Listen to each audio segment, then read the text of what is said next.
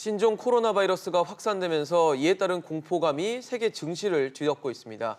최근 흐름이 좋았던 미국 뉴욕 증시 3대 지수가 하락하는가 하면 새해 초반에 상승세를 이어가던 우리 증시도 영향을 받은 것으로 보입니다. 네, 과연 이번 신종 코로나 바이러스 또 우리 증시에 어떤 영향을 미칠지 이런 시점에는 어떤 투자 전략이 좋을지 전문가와 이야기 나눠보겠습니다. 정철진 경제평론가입니다. 어서 오세요. 네, 안녕하십니까. 네.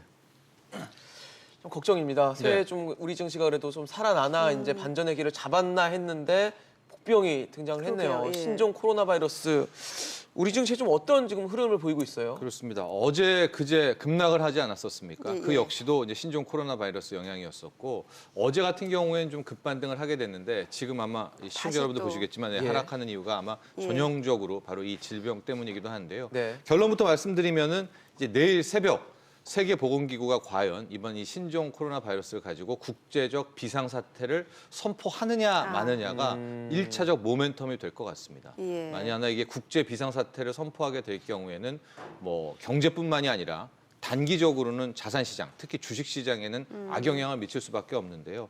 과거 사례를 보면 이런 좀 큰 질병이 크게 세 개 있었습니다. 예. 2000년 이후에. 2003년, 4년, 2003년이라고 볼 수 있겠죠. 사스가 있었고요. 그렇죠. 예. 2009년에서 11년 넘어갈 때 신종플루가 있었고요. 네. 2015년, 이건 우리에게도 좀 익숙한데 메르스가 있었었거든요. 이 중에서 지금과 가장 유사한 게 이제 2003년에 있었던 사스죠. 사스였었습니다. 예. 첫 번째 이 발병이 난 게 2002년 12월이었었고요. 2003년에 정말 청구를 했었고 2003년 6월에 이제 WTO가 어쨌든 여행 금지를 철회하면서 잡히나 했었고 2004년 1월에 이제 완전 종식이 됐었는데 당시에 2003년에 코스피의 주가 흐름을 보면 예. 단기적으로 한 4개월 만에 20%가 폭락했고요. 큰 틀에서 이 사스 기간에는 약 30%가 거의 폭락을 했었거든요. 이런 모습이라면 이제 내일 새벽에 국제적 비상사태가 선포되고 예. 단기적으로 이번에 이 신종 코로나 바이러스가 잡히지 않는다면 글쎄요, 뭐 사스 때만큼은 아니래도 그에 예. 준하는 최악의 경우는 상정하면서 가정하면서 유의해야 되지 않을까 뭐 이렇게 조언드리고 싶습니다. 네. 뭐 사실 이제 우리나라는 이제 내일부터 설 연휴가 시작이 네. 되고 중국 같은 경우는 춘제가 정말 대규모 큰 행사잖아요. 그렇습니다. 그래서 앞두고 이제 대중국 소비주들 뭐 화장품이라든지 면세점 관련주들이 막 올랐다가 오히려 최근에는 좀 흐름이 안 좋은 것 같아요. 그러게요. 네, 저도 뭐 이제 많은 이제 컨설팅을 받고요, 상담을 하게 되는데 최근에 보면 중국 관련주들이 급등한 경우 꽤 많이 올랐었습니다. 그러니까요. 그 이유가 크게 보면 이제 확인된 것은 아니지만 확실되진 않았지만 시진핑 주석이 어쨌든 상반기에 온다. 이렇게 될 네. 경우에 선문 보따리를 풀 거 아니겠습니까? 네네. 그렇겠죠. 그러면 한알령부터 해서 다시 화장품 대중국 관련주가 뜰 뜰 것이다. 예. 게다가 미중 무역 협상 물론 완벽하게 끝나지는 않았지만 어쨌든 1단계 합의를 했기 때문에 중국도 숨통이 트일 것이다라고 해서 그동안에 화장품주, 유통주, 뭐 호텔주 우리가 알고 있는 대중국 관련주들이 꽤 많이 올랐었는데 예. 지금 문제가 이 신종 코로나 바이러스 자체가 중국이 진원지가 될 것이고요. 만에 하나 이것이 뭐 사스에 준하는 사태로 커져가게 될 경우에는 바로 중국에서부터 타격이 보일 것 아니겠습니까? 그렇죠. 그래서 엊그제부터 최근 3일간 보면 뭐 카지노주, 유통주, 호텔주, 화장품주들이 다시 급락세 모습을 보이고 있는데요. 아마 투자자분들 굉장히 좀 답답할 것 같아요. 그러게요. 근데 이럴 때는 좀 리스크 관리를 하는 것이 우선 크다고 볼 수가 있겠고요. 지금 여행주, 이제 좀 이따 항공주 나올 텐데 여행주, 항공주도 상당한 좀 타격이 일단은 예상됩니다. 아직까지 네. 현실화되지는 않았지만 그래서 어느 정도 좀 손절 라인을 잡고 리스크 관리를 하는 것이 현명하다고 보여집니다. 지금 뭐 말씀해 주신 것처럼 주가도 지금 이런 상황이고 우려가 되는 상황인데 반해서 이거 함께 네. 골드만삭스가 지금 중국발 신종 이 코로나 바이러스 때문에 유가가 한 3달러 정도 떨어질 것이다라고 얘기를 했어요. 사실 전염병과 유가의 상관관계 어떻게 좀 볼 수 있을까요? 그렇죠. 앞에 보면 이제 제가 사스 얘기했었고요. 네. 신종플루가 있었고 메르스가 있었는데 메르스 때를 돌아보면 메르스 때는 실은 뭐 주가 타격도 거의 크지 않았었고 경제에 미치는 영향은 크지 않았었습니다. 그거 왜냐?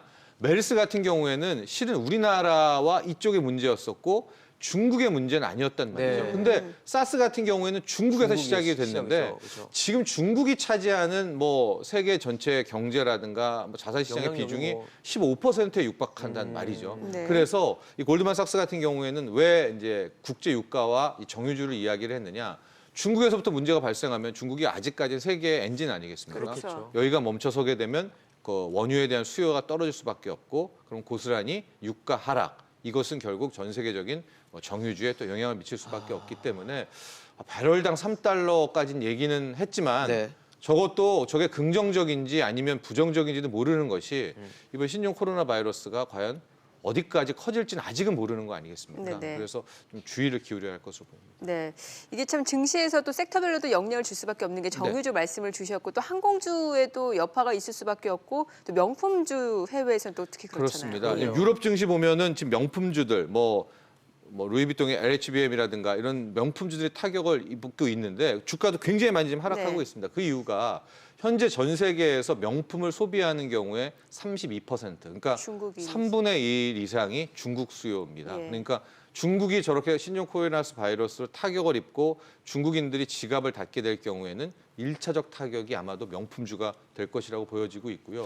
그렇게 될 경우에는 뭐 명품 브랜드들 직격탄이 되고 이것이 또 유럽 경제에도 영향까지도 그럼요. 나아갈 수 있는 물론 현 상태에서는 지금 우리가 좀 과도하게 걱정하는 것일 수도 있습니다. 우려죠, 지금은. 예, 우려지만 기우면 좋겠고요. 예, 이게 네. 기후로 좀 끝나기를 바라지만 항상 보면 이런 사태에서는 좀 최악을 상정하고 대응할 때 좀 더 피해를 최소화할 수 있을 것 같습니다. 네. 그럼 마지막으로 좀 아까 뭐 리스크 관리 말씀해 주시긴 했는데 투자자들은 그러면 이런 시점에서는 과연 어떻게 좀 움직여야 될까요? 이제 비중을 자기가 정해야 되겠죠. 네. 이제 비중을 어느 정도까지 정해야 된다. 그다음에 손절 라인을 좀 정해서 우리가 떨어지는 칼날을 뭐 받지 말아라 이런 것도 있지 않습니까? 네. 그래서 보유하고 계신 분들은 어느 정도에서는 좀 선을 정해서. 손절을 지키시는 게 좋고 들어가실 분들은 떨어질 때 받는 건 아닌 것 같습니다. 그래서 충분히 좀 신종 코로나 바이러스가 어느 정도까지 확인이 되는지 내일 과연 이걸로 국제적 비상사태가 선포가 되는지 예. 그나마 다행인 게 아마 중국이 춘제라고 해서 중국장은 이제 휴장에 들어가게 그렇죠. 되니까 네. 이제 그것이 오히려 좀 긍정적일 수는 있습니다. 네. 네, 알겠습니다. 오늘 정철진 경제평론가와 이야기 나눠봤습니다. 잘 들었습니다. 고맙습니다.